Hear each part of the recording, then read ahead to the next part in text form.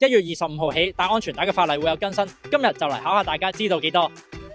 應該雙層巴士需要啦，校巴啦嚇，保姆車、旅遊巴、唔知學生可能會搭啲咩啊？的士，有錢又搭的士，冇錢啦。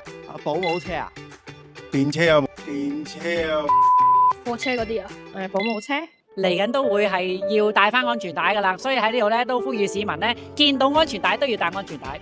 咁啊，如果冇戴安全帶，最高刑罰係咩啊罰款係2000蚊、5000蚊啊？2000定5000？